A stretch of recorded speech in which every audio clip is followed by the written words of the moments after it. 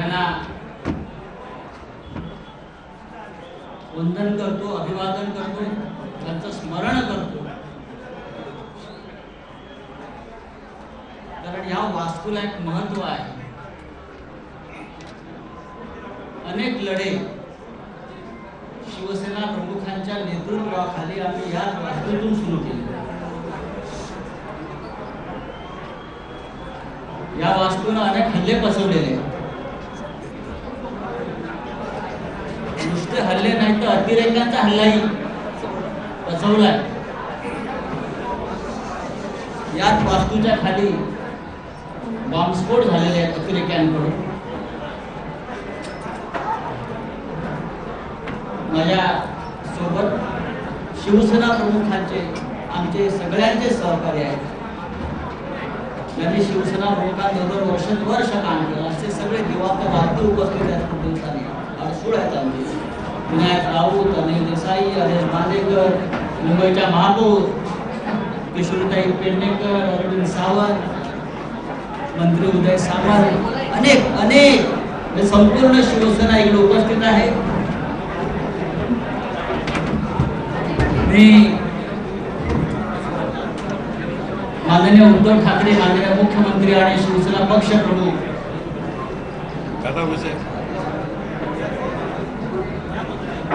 यांना सुद्धा इथूनच नमस्कार करतो, कारण ते वर्षा बंगल्यावरून आपली पत्रकार परिषद पाहतायत. त्यांचा आत्ताच फोन होता. माननीय शरद पवार साहेबांचाही फोन होता. महाविकास आघाडीतल्या प्रत्येक प्रमुख नेत्यांचा मला आता एक 5-10 मिनिटांपूर्वी फोन होते. सकाळपासून त्यांचे फोन सुरू आहे आणि सगळ्यांनी आजच्या पत्रकार परिषदेला आपल्याला आशीर्वाद दिलेले आहेत आणि मला एवढंच सांगितलं, आप आगे बढ़ो, पुढे वा, ही लढाईची सुरुवात तुम्ही करा. महाराष्ट्रावर, मराठी माणसावर ज्या पद्धतीनं आक्रमण सुरू आहे त्या आक्रमणाविरुद्ध कोणीतरी रणशिंग फुंकायला हवं होतं. त्या आपण या ऐतिहासिक शिवसेना भवनाच्या वास्तूतून फुंकतोय. बाळासाहेबांनी आम्हाला एक मंत्र दिला आणि तो आयुष्यभराचा मंत्र आहे. ते नेहमी सांगायचे आम्हाला, तू काही पाप केलं नसशील, तुम्ही काही गुन्हा केला नसेल, तुझं मन साफ आहे, तू कुणाच्या बापाला घाबरू नका.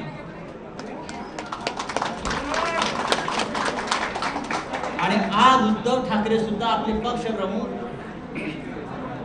याच पद्धतीनं ही शिवसेना पुढे घेऊन जात आहे.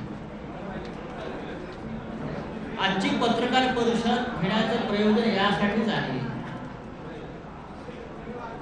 की आम्हाला संदेश द्यायचा की महाराष्ट्र गांडूची अवलाद नाही.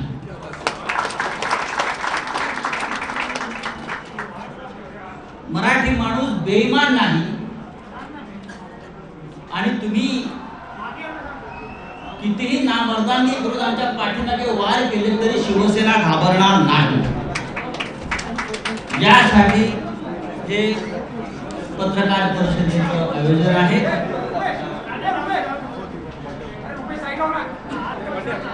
गेल्या काही दिवसापासून आपण पाहता, शिवसेना असेल, ठाकरे परिवार असेल, आमच्या आनंदराव वाडसूळ असतील, रवींद्र वायकरांचं पण नाव मध्यंतरी मी ऐकलं होतं. अनेक आमचे शिवसेनेतले प्रमुख लोक, अनिल परब, भावना गवळी, राष्ट्रवादी काँग्रेसचे प्रमुख, महाविकास आघाडीतले अगदी पवार साहेबांच्या कुटुंबियांपासून सगळ्यांवर केंद्रीय तपास यंत्रणा ज्या पद्धतीनं हल्ले करत आहे, मला असं वाटतं हे महाराष्ट्रावरच नव्हे तर देशावरच एक संकट आहे. अशा प्रकारचं संकट जसं महाराष्ट्रावर आहे तसं पश्चिम बंगालवर सुद्धा आहे. तिकडे तर राज्यपालांनी विधानसभा संस्थगित करून टाकली, सरकारला नोंद मानली. महाराष्ट्रातलं सरकार त्यांना पाडायचं, घालवायचं आणि त्यासाठी केंद्रीय तपास यंत्रणांचा गैरवापर सुरू आहे. खोटे आरोप, बदनाम्या, केंद्रीय तपास यंत्रणांचा दबाव. एकतर तुम्ही सरेंडर व्हा, गुडघे टेका, नाहीतर सरकार आम्ही घालवू, अशा प्रकारच्या धमक्या सतत दिल्या जातात.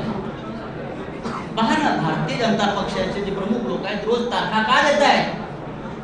या महाराष्ट्रामध्ये 170चं बहुमत असताना 170चं बहुमत असताना भारतीय जनता पक्षाचे लोक 2 दिवसांनी एक तारीख देतात. आता 10 मार्च नंतर, आता अमुक, हे तुम्ही कोणाच्या भरोशावर ह्या तारखा देता? व्यंकय्या नायडू यांना मी पत्र लिहिलंय, त्या पत्रापासून सुरुवात झालेली. राज्यसभेचे चेअरमन व्यंकय्या नायडू, उपराष्ट्रपती यांना मी पत्र लिहून केंद्रीय तपास यंत्रणा महाराष्ट्रात काय करतायत आणि माझ्यासारख्या राज्यसभा सदस्याला कशा प्रकारे त्रास देऊ पाहताय, त्याचं कारण इतकंच आहे की साधारण 20 दिवसापूर्वी आणि त्याच्या आधी भारतीय जनता पक्षाचे काही प्रमुख लोक मला भेटले. हा विषय दिल्लीत मी सांगितले. भारतीय जनता पक्षाचे काही प्रमुख लोक मला भेटले, ज्यांना मी ओळखतो. 3 वेळा मला ते भेटले आणि त्यांनी मला वारंवार हे सांगण्याचा प्रयत्न केला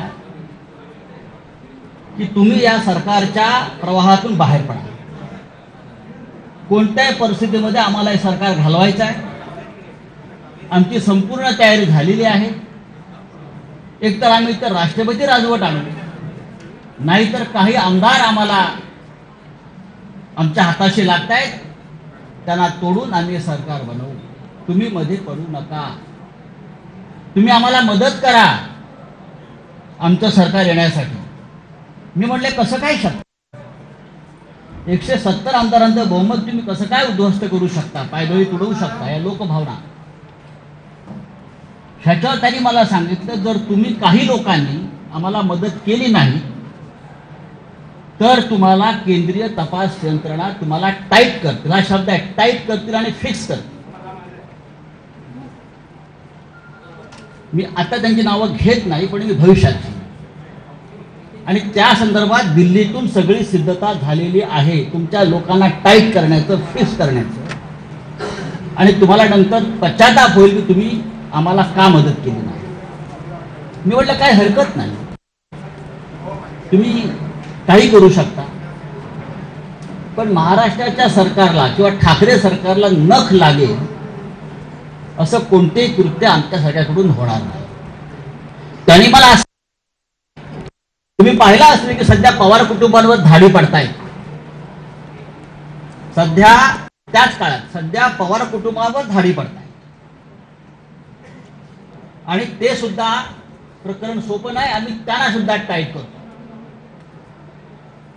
शरद पवार, आणि मी नंतर माहिती घेतली तर त्याच दरम्यान 1 दिवसाच्या आड दुसऱ्या दिवसापासून पवार साहेबांच्या म्हणजे पवार कुटुंबियांच्या घरावर त्याला धाडी पडू लागल्या. ईडीचे लोक हे त्यांच्या घरात, त्यांच्या मुलींच्या घरात, बहिणींच्या घरामध्ये 8-8 दिवस जाऊन ठाण बांधून बसले, बाहेर पडायला तयार नव्हते. आणि तिथे सुद्धा ह्याच प्रकारच्या धमक्या त्यांना दिल्या जात होत्या. मी जेव्हा त्यांना नाही सांगितलं की तुम्ही या भानगडीत पडू नका, आम्ही प्रतिकार करू, आम्ही प्रतिकार करू, सरकार पाडण्याचा प्रयत्न झाला तर महाराष्ट्रामध्ये ठिणगी पडेल, तेव्हा त्यांनी मला असं सांगतात की काही होणार नाही, आम्ही केंद्रीय पोलीस बल आणून सगळ्यांना थंड करू. ईडी तर आहेच, केंद्रीय तपास यंत्रणा आहेच. आणि तिसऱ्या दिवशी ताबडतोब माझ्यावर आणि माझ्या आसपासच्या लोकांवर ईडीच्या धाडी पडायला सुरुवात झाली. तिसऱ्या दिवशी अत्यंत वाईट पद्धतीने पहाटे 4 वाजता, पहाटे 3 वाजता आणि त्याच्या आधी धाड पाडण्याआधी तो मुलुंडचा जो दलाल आहे तो पत्रकार परिषद घेतो आणि सांगतो की आता संजय राऊताला अटक होणार आहे, आता ईडीचे लोक त्यांच्या घरी पोहोचणार आहेत, या माणसाच्या घरी पोहोचणार आहेत. हा काय प्रकार? तुमचं सरकार महाराष्ट्रात आलं नाही याचा तुम्ही सूड अशा प्रकारे केंद्रीय तपास यंत्रणांचा, सीबीआयचा, ईडीचा गैरवापर करून आम्हाला त्रास देता आणि तुम्हाला असं वाटतं की आम्ही झुकू? बाळासाहेब ठाकरेंनी आम्हाला शिकवलं नाही गुडघे टेकायचं, अजिबात नाही. हे शक्य नाही.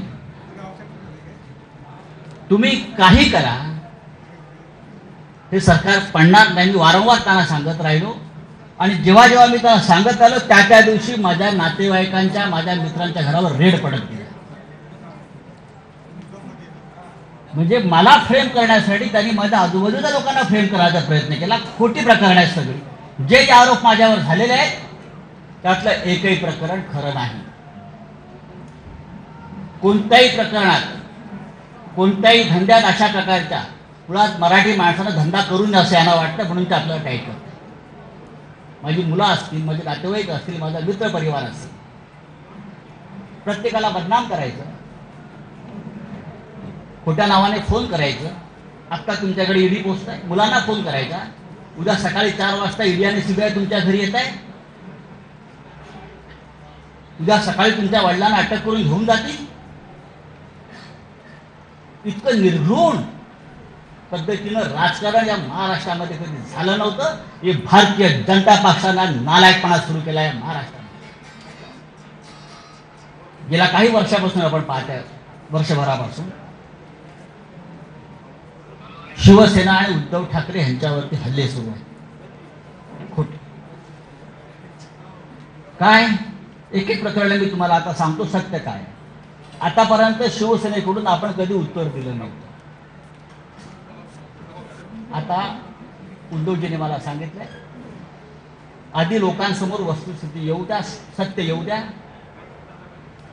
आणि मग आपण बघू काय करायचं. खरं म्हणजे ही आजची पत्रकार परिषद ही ईडीच्या कार्यालयासमोर घेण्याची आमची योजना होती. पण नंतर आमची चर्चा झाली की सुरुवात इथून करू आणि अंत तिकडे करू. पाहू महाराष्ट्रात कोण राहता येते, तुम्ही राहताय की आम्ही राहतो. हा महाराष्ट्र आमच्या बापाचा आहे. हे बाहेरचे लोक येऊन आमच्यावरती दादागिरी करणार, आमच्या घरात घुसणार, आमच्या बायका मुलींकडे बघणार, हा, आणि भाजपवाले टाळ्या वाजवणार. हा निर्लज्जपणाचा कळस आहे. छत्रपती शिवाजी महाराजांच्या राज्यामध्ये, बाळासाहेब ठाकरेंच्या राज्यामध्ये कधी असं घडलं नव्हतं. या राज्यात अनेकांनी राज्य केलं पण ह्या पद्धतीनं कधी राजकारण केलं नव्हतं. उद्धव ठाकरे आणि परिवाराचे रोज काहीतरी एक प्रकरण काढत असतात. काय तथ्य आहे त्या? आतापर्यंत कोणी त्यांच्याकडनं सांगायला आलं नाही समोर. पण मी तुम्हाला सांगतो, तो जो कोण बोलतोय दलाल, त्याला मराठीमध्ये आपला भडवा म्हणतात, बरोबर ना, शुद्ध भाषेत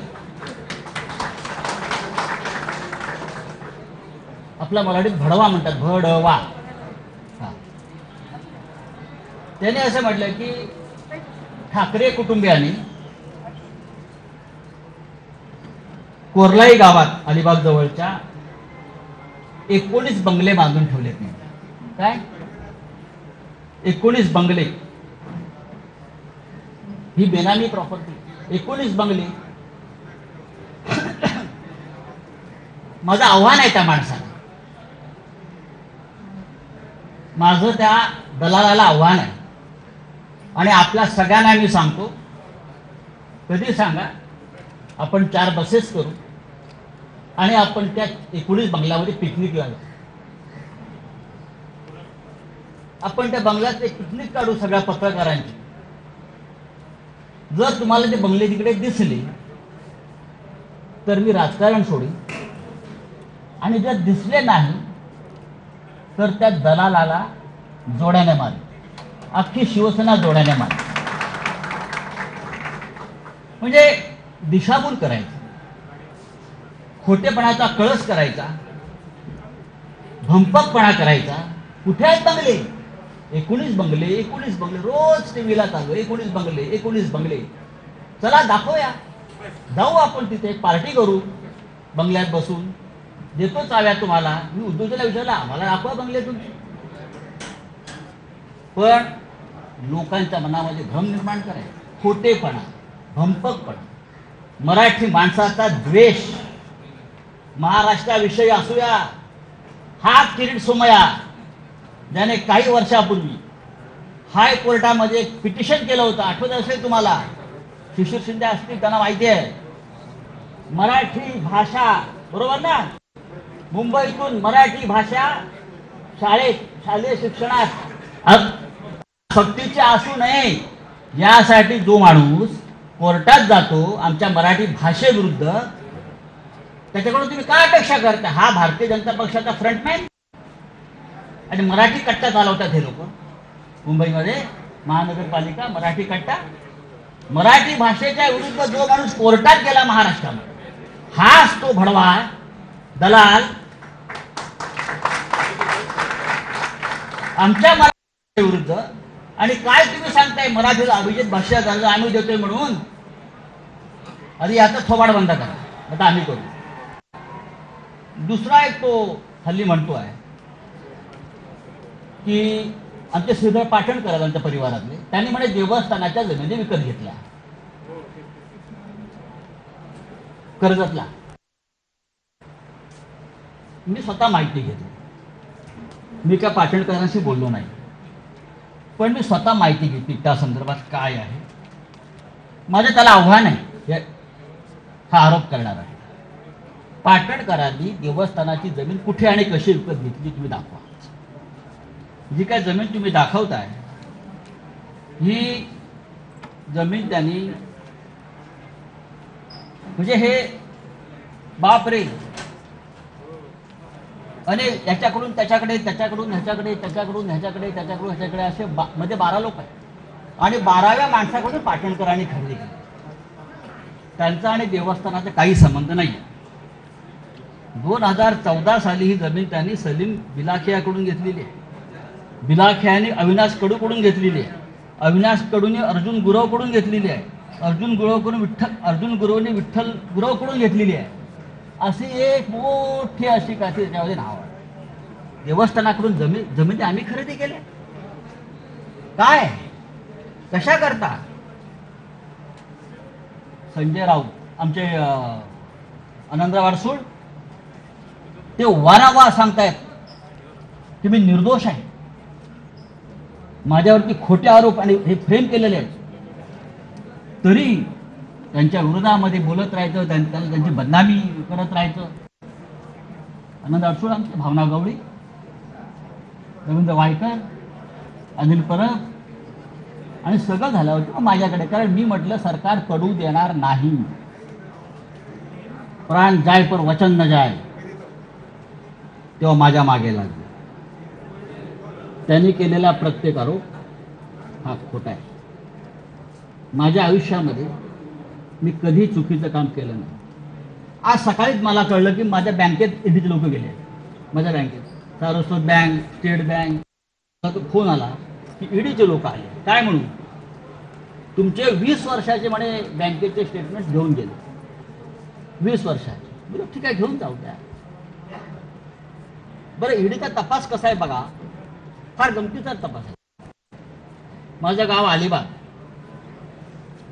आता माझी जमीन लहानसण जी असेल ती अलिबागलाच असेल ना, ती मॉरिशसला नसेल, किंवा भारतीय जनता पक्षाच्या नेत्यांप्रमाणे कुठे लंडन अमेरिकेत माझ्या प्रॉपर्ट्या नसतील. 50 गुंठे जमिनीचा तपास ईडी करते. किती? 50 गुंठे जमिनीसाठी ईडीच्या लोकांनी गेल्या 15 दिवसापासून त्या गावातल्या, किहीम गावातल्या आणि इकडल्या मुंबईतल्या त्यांच्या नातेवाईकांना, म्हणजे कोणाची 2 गुंठे जमीन, कोणाची 1.5 गुंठे जमीन, अशा आम्ही पूर्वी घेतलेल्या जमिनी मिळून 50-55 गुंठे, टोटल 30-40 लाखाच्या पुढे व्यवहार नसेल. पहाटे 4 वाजता घरात घुसायचं, त्या गरीब लोकांना उचलायचं आणि ईडीच्या कार्यालयामध्ये आणून बसवायचं आणि धमक्या द्यायच्या, तुला जेलमध्ये टाकेल. तू संजय राऊतांच्या विरुद्ध लिहून दे की तुला त्याने किती कॅश दिली. गरीब लोक आहेत, घाबरतात. त्यातले काही लोकांचे आई वडिलांकडून घेतलेले आहेत, ते मरून गेलेले आहेत बरं का. 12-12, 14-14 तास बेकायदेशीरपणे त्यांना डांबून ठेवण्यात आलं. कोणत्या कायद्यानं, कोणता तपास आपण करताय? 55 गुंठे जमिनीचा तपास ईडी करताय. किती मोठं काम आहे ईडी समोर. धमक्या देत आहेत, दादागिरी करतायत. जेल में डालेंगे, इधर नहीं तिहार के जेल में डालेंगे, तिहार के.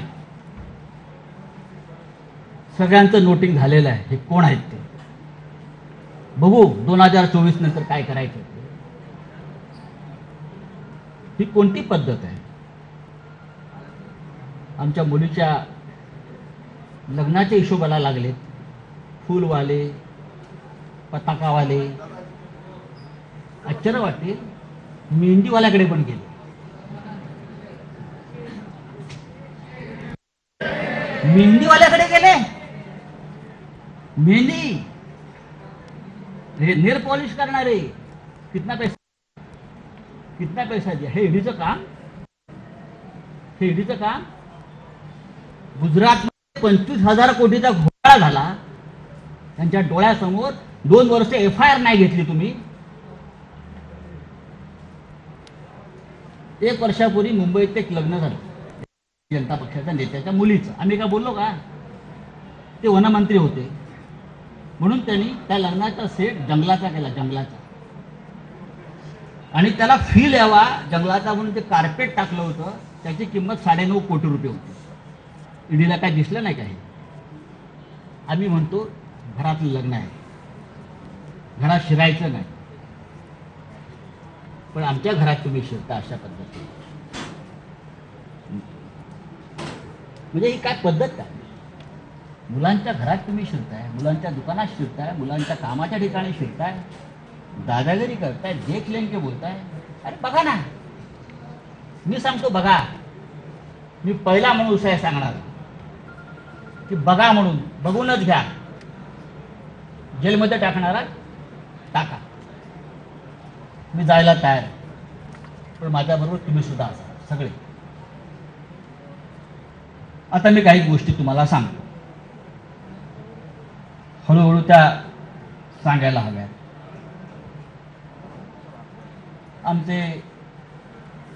मला कोणतरी म्हटलं की तुम्ही जिथे कपडे शिवले तिथे पण जेडीवाया गेले होते म्हणून. लग्नाचे कपडे शिवले. मुलुंडला टेलर आहे आमचा एक, तिथे गेले होते. किती कपडे शिवले म्हटलं.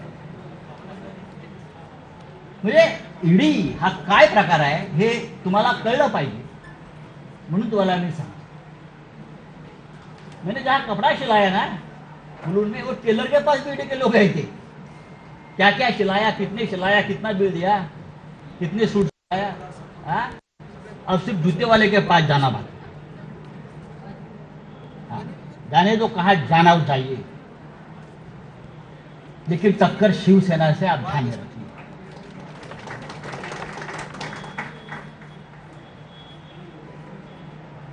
एक दूध वाला है हरियाणा में. हरियाणा में दूध वाला, मिल्क मैन, एस नरवर. मैं पूछना चाहता हूं ईडी से, क्या आप ये नरवर को पहचानते हो? सिर्फ 5 साल में एक दूध वाला 60,000 करोड़ का मालिक कैसे बन गया? किसका पैसा है?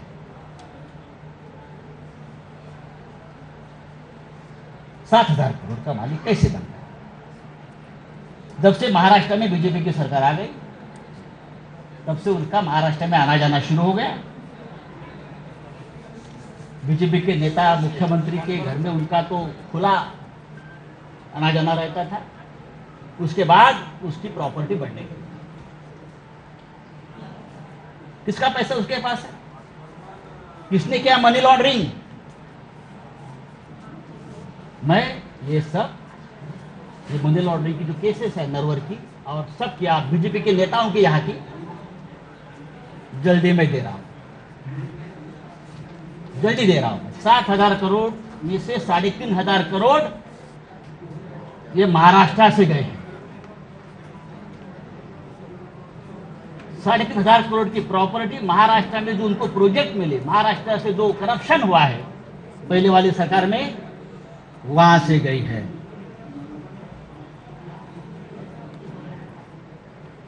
महाराष्ट्र में सबसे बड़ा घोटाला जो है फडणवीस सरकार के काल में, बहुत हो गए, लेकिन सबसे बड़ा घोटाला हुआ है महा आईटी में। 25,000 करोड़ का घोटाला। 25,000। कौन है अमोल काळे? कहां छुपाया उसको बताइए। Who is Amol Kale? Who is Vijay Dhawangale? सबके अकाउंट्स, सबके लिंक्स, सबके मनी ट्रांजैक्शंस, सबके जिसके साथ जुड़े हैं, बिना टेंडर किसको कॉन्ट्रैक्ट है, पैसा कहां कहां गया है, 2 दिन में जाएगा ईओडब्ल्यू के पास, फिर जाएगा ईडी के पास। 5,000 करोड़ का तो हिसाब मेरे पास आया है। 5,000 करोड़ का हिसाब मेरे पास आया है, वो जाएगा। हमारी 1 गुंठा जमीन आप निकाल दो, हमारे कितने बंगले, 19 बंगले निकाल रहे हो जो नहीं है जमीन पर। हाँ, मैं सेंटर ही हूं, आप मुझे नहीं बदल सकते। आप मुझे बताइए, ईडी के पास काम नहीं है क्या? जो हमारे जैसे मिडिल क्लास लोग जो है महाराष्ट्र में, उनके पीछे पड़े हो। पढ़ना है तो पढ़ लीजिए, लेकिन आपने गलत आदमी से पंगा लिया है। आपने शिवसेना से पंगा लिया है, आपने महाराष्ट्र से पंगा लिया है। मैं इतना आपको बताना चाहता हूं। अब मैं वापस आता हूं, परत आता मी येतो। तुमचे प्रिय जे रोज असतात ना, तत पप करत, त्यांनी म्हणे पीएमसी बँक घोटाळा काढला। पीएमसी बँक घोटाळा, दुसरे काढलंय पत्राचाळ, आणि पीएमसी बँक घोटाळा पत्राचाळीशी त्यांनी आमचा सगळ्यांचा संबंध लावला। माझं तिथे बँकेत कधी खातं नाही, मला ती बँक कुठे माहिती। पत्राचाळ मी अद्याप बघितलेली नाही। ठीक आहे, माझ्या आसपासचे मित्रपरिवार त्या व्यवसायात कुठे असतील मला माहिती असू शकतात माझे, आणि मी कधीही ज्यांची नावं घेतली आहेत ते सगळे माझे मित्र आहेत। मी कधी टाळणार नाही, मी पळपुटा नाही, माझे मित्र आहेत ते, आणि माझे मित्र आहेत म्हणून त्यांना फ्रेम केलेलं आहे, पण मला माहिती आहे मला त्रास देण्यासाठी। आता हे जे कोणी आहेत तुमचे दलाल भडवे, ज्याला आपण मगाशी म्हणत होतो, ते वारंवार जे सांगतायत की पीएमसी बँक घोटाळ्यातले पैसे हे वापरतायत आले आहेत। राकेश वाधवान, मला वाटतं नाव त्यांचं, राकेश वाधवान हे पीएमसी बँक घोटाळ्यातला एक असा आरोपी आहे। तो बिल्डर आहे मोठा, तो होता। बरंच काय का सांगतात, आमचे सगळ्यांशी त्याचे संबंध आहेत, आणि पीएमसी बँक घोटाळ्यातले पैसे आम्ही वापरतो। आता फार एक महत्वाची गोष्ट मी तुम्हाला सांगतो। राकेश वाधवानला त्या काळात कोण ओळखत नव्हतं, सगळंच ओळखत होतं। राकेश वाधवानच्या खात्यातून बीजेपीच्या अकाउंटला 20 कोटी रुपये गेलेले आहेत पक्षनिधी म्हणून। बीजेपीच्या अकाउंटला 20 कोटी ऑफिशियली गेले आहेत राकेश वाधवानचं, हे सगळ्यांना माहिती आहे। पण आता हे जे महाशय बोलतात आमच्यावर कि राकेश वाधवान, पीएमसी बैंक घोटाला, भ्रष्टाचार, ईडी वाले सुनो, अगर ईडी वाले कहां सुनते होंगे, आज मेरी बात उनको सुननी पड़ेगी। ईडी और सीबीआई, ईओडब्ल्यू, प्रधानमंत्री और गृहमंत्री, आज मेरा ये जो स्पीच है वहां बैठकर सुन रहे, मुझे मालूम है। ये जो है अभी किरीट सोमैया ना, क्या उसका नाम, हाँ, वो बोलता है कि राकेश वाधवान एक भयंकर मानुस है, उसने भ्रष्टाचार किया है, पीएमसी बैंक घोटाला किया है, लोगों का पैसा डुबाया है। अब मैं पूछना चाहता हूं भाई, ये निकॉन इंफ्रा कंस्ट्रक्शन कंपनी किसकी है? निकॉन इंफ्रा कंस्ट्रक्शन कंपनी किसकी है? ये कंपनी किरीट सोमैया की है, उसका फैमिली की है, नील किरीट सोमैया की है, और वो राकेश वाधवान का पार्टनर है।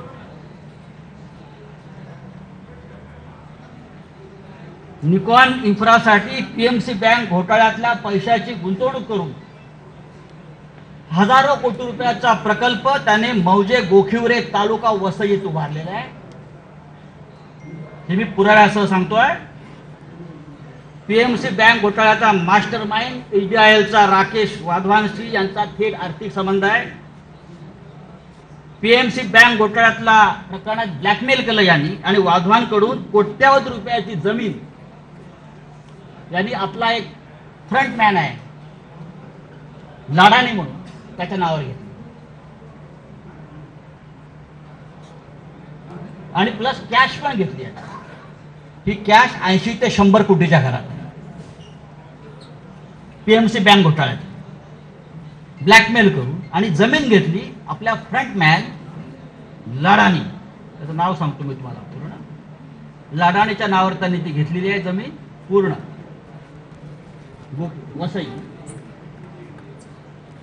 आणि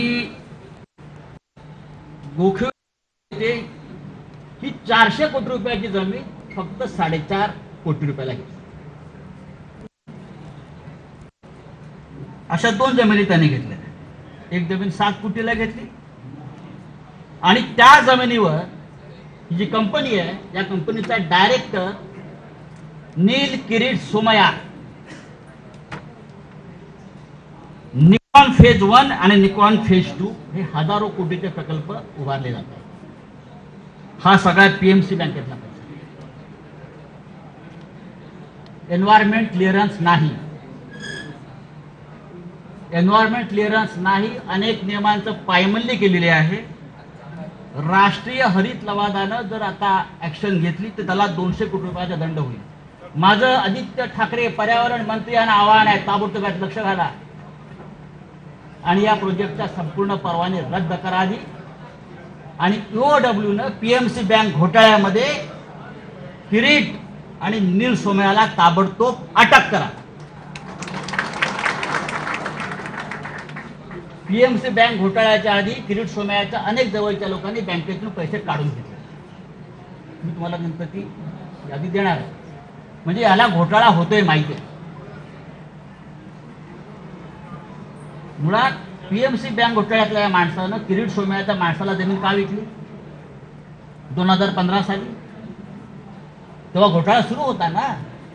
हा भ्रष्टाचाराविरुद्ध लढणारा माणूस होता, हा आम्हाला अक्कल शिकवतोय, आम्हाला ज्ञान देतोय। एक लक्षात घ्या, हे सगळं एका बाजूला भ्रष्टाचारावरती भजन करायचं, दुसऱ्या बाजूला महाराष्ट्र लुटायचा, मुंबई लुटायची, आमच्यावरती आरोप करायचे मुंबई महानगरपालिकेपासून सर्वत्र, आणि आपले भ्रष्टाचार लपवायचे। हा किरीट सोमैया हा भारतीय जनता पक्षाचा सध्या मुंबईतला चेहरा आहे, लक्षात घ्या। हे जे आहे हा देवेंद्र रजनीकांत लधानी त्याचं नाव आहे, he the front man of Kirit Somaiya, आणि त्याने राकेश वाधवानशी व्यवहार केला मोठ्या प्रमाणात कोट्यावधी रुपयाचा।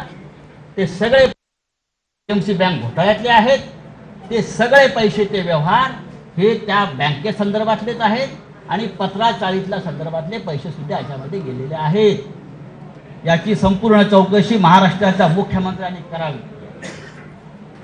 यांचं माझं बोलणं झालेलं आहे।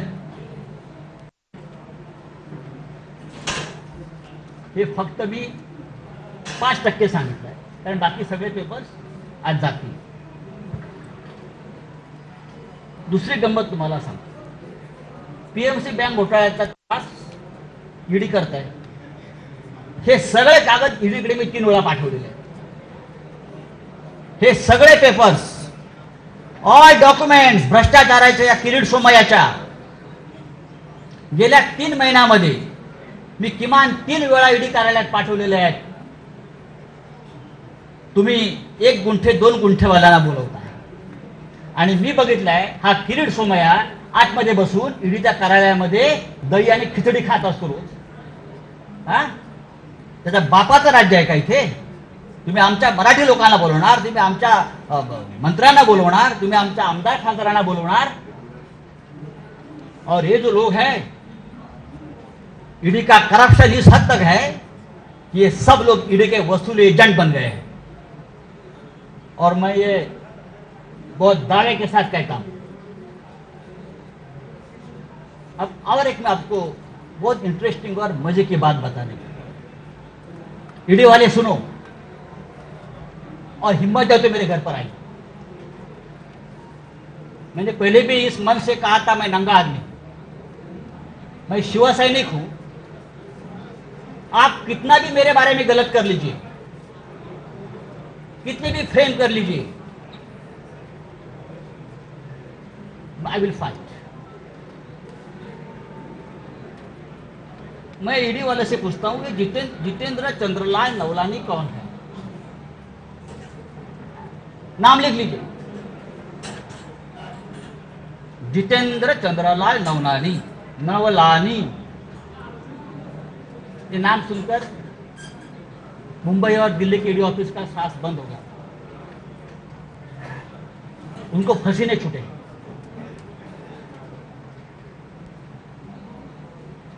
चार महीने से मुंबई के जो बिल्डर्स है बड़े बड़े, उनसे वसूली चल रही है ईडी के नाम पर.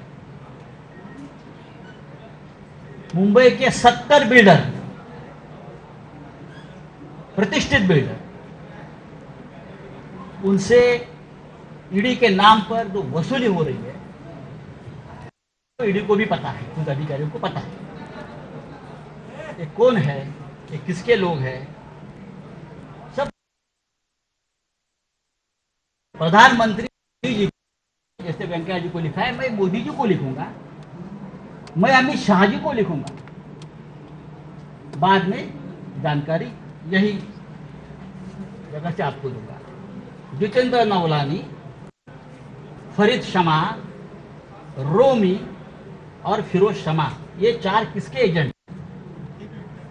मुंबई के 60 बिल्डरों से लोगों ने लगभग 300 करोड़ रुपए जमा किए हैं. कहां हो गया उसका मनी लॉन्ड्रिंग, मैं आपको बता दूंगा जल्दी. उसमें कितने ईडी के अफसर शामिल हैं, कहां बैठते हैं, कहां खाते हैं, कहां पीते हैं और क्या अय्याशी करते हैं, ये मैं देश को बताऊंगा. चाहे आप मुझे गोली मारो, आप मुझे जेल में डालो, आप कुछ भी करें, मैं आपसे डरने वाला नहीं हूं. आप करिए, आपको जो करना है करिए. अभी जो बात मैंने आपसे कही है, आप बात समझ लीजिए. महाराष्ट्र को बदनाम करना की एक बहुत बड़ा साजिश है. महाराष्ट्र, बंगाल और झारखंड, ये 3 राज्यों की सरकार गिराने की साजिश चल रही है और ईडी और सीबीआई का हथियार बना रहे हैं. हमारे जैसे लोग जो पार्टी के लिए अपनी जान देने को तैयार है, हमारे जैसे लोग, हम सबको तकलीफ देंगे, धमकाएंगे, डराएंगे. लेकिन भाई आपने हमारा डीएनए अभी तक देखा नहीं है क्या है. ऐसी कोई जेल बनी नहीं है कि मुझे 2 साल तक जेल में रखे. हमने बहुत देखा है जिंदगी. आइए, अरे बच्चों को धमकाते हैं लोग, ईडी वाले छोटे छोटे बच्चों को धमकाते हैं. 80 साल के एक बुढ़े को पकड़ के लेके गए अलीबाग से, 80 ईयर्स ओल्ड हार्ट पेशेंट. वो रो रहा था कि मुझे अब याद नहीं है भाई, इतने साल का एक ट्रांजैक्शन है, मुझे कैसे याद होगा, 2-4 लाख का ट्रांजैक्शन है. तू यहां ही मरेगा, तू घर में नहीं जाएगा. इस प्रकार से ईडी के अधिकारी ने उसको धमकाया. अमित शाह, मोदी जी से मेरा ये निवेदन है, क्या यही आपकी डेमोक्रेसी है। आप इमरजेंसी के बारे में बड़े बड़े भाषण देते हो, आक्रोश करते हो, और ये आपकी एजेंसी। अरे हमसे लड़ो ना। जिस दिन मेरे रिलेटिव्स के ऊपर, मेरे दोस्तों के ऊपर रेड्स हो रही थी और इनोसेंट लोगों को पकड़कर लेके जा रहे थे, उस रात को मैंने अमित शाह जी को फोन किया था। उस रात को मैंने अमित शाह जी को फोन किया था। मैंने कहा कि अमित शाह जी, मैं आपका बहुत रिस्पेक्ट करता हूं, आप बड़े नेता हैं, देश के गृह मंत्री हैं, लेकिन ये जो चल रहा है ये ठीक नहीं है। अगर आपकी मुझसे दुश्मनी है तो आप मुझे अरेस्ट करिए, मैं तैयार हूं। आप मुझे टॉर्चर कीजिए, लेकिन आप मेरे नजदीकी, मेरे दोस्त, मेरे रिलेटिव्स, मेरे बच्चे, आप उनको क्यों टॉर्चर कर रहे हो आपके एजेंट से? मैंने कहा उनको। और भी मैंने लोगों से बात की। ये शिवसेना भवन है, बाला साहब ठाकरे जी से हमने हमेशा प्रेरणा ली है। ये महाराष्ट्र है, ये छत्रपति शिवाजी का महाराष्ट्र है। मैं इतना ही कहूंगा, आप करिए कुछ भी, हम झुकेंगे नहीं, हम डरेंगे नहीं, हम झुकेंगे नहीं, लेकिन आपको झुकाएंगे। किसी भी हालत में महाराष्ट्र में ठाकरे सरकार रहेगी और 2024 में भी देश में परिवर्तन होगा। तभी डराने वाले, धमकाने वाले कहाँ होंगे, इतना मैं कहूँगा। जो मुझे बात कहनी थी मैंने कह दी है। मुझे लगता है नो क्वेश्चन आंसर, ये काफ़ी है। और ये बात अब तक, ये कहानी पूरी नहीं हुई है, ये टीजर है। आने वाले समय में कुछ वीडियो, कुछ क्लिप्स और डॉक्यूमेंट्स लेकर मैं सामने आ जाऊंगा। मैं देखता हूं कौन क्या करता है। आप दिल्ली में, कुछ लोग गए, दिल्ली में जाओ, नहीं तो जो बाइडेन के पास जाओ, मुझे कोई फर्क नहीं पड़ता। मैं शिवसैनिक हूं, मेरी जिंदगी संघर्ष में गई है, लड़ाई में गई है। बाला साहब ठाकरे जी का मुझे हमेशा आशीर्वाद मिला हम सबको। हम हारने वाले नहीं है। जय हिंद, जय महाराष्ट्र।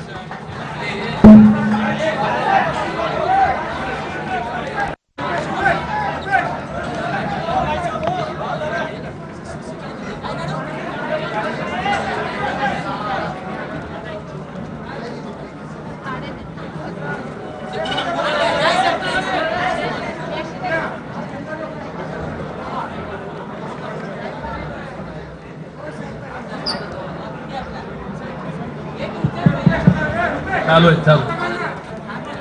देवेंद्र फडणवीस जी का और एक फ्रंटमैन है जिसका नाम मोहित कंबोज। फडणवीस साहब का आजकल वो बहुत ब्लू आइड बॉय है, तो मुझे कहा, मैं तो पहचानता नहीं। वो फडणवीस साहब को डुबाने वाला है। ये जो मैं देख रहा हूं मैं, थोड़ा सा बाकी है। ये जो पत्राचाल वाला इशू निकाला है ना, ये पत्राचाल की जमीन खरीदने वाला है मोहित कंबोज। सबसे बड़ा घोटाला, और उसमें भी पीएमसी बैंक का पैसा लगा है। पीएमसी बैंक को डुबाने वाला, वहां का करप्शन का पैसा ये पत्राचाल में लगा है। और मोहित कंबोज का वहां एक द लग्जर कंस्ट्रक्शन प्रोजेक्ट बन रहा है पत्राचाल में, और हमसे मुझे दिखा रहा है। दूसरी बात है कि और एक है, उसके बारे में मैं और बता दूंगा।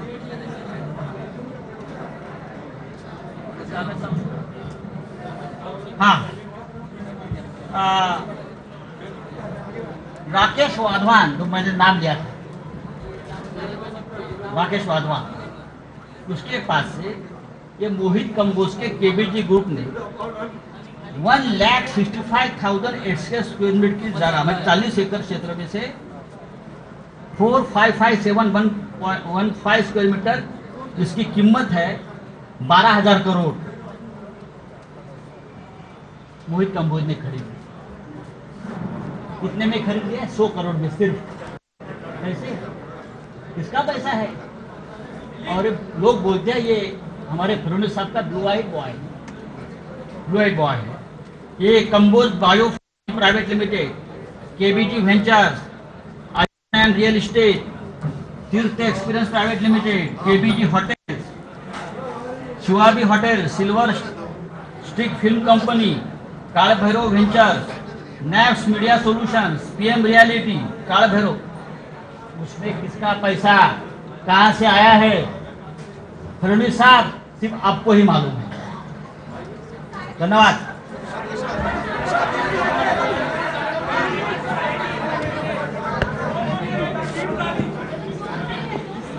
उद्यापासून तुम्हाला कळेल, जैसे जैसे कोई आधा है, कोई पाव है, कोई चाराने वाला है, जैसे जैसे अंदर जाएंगे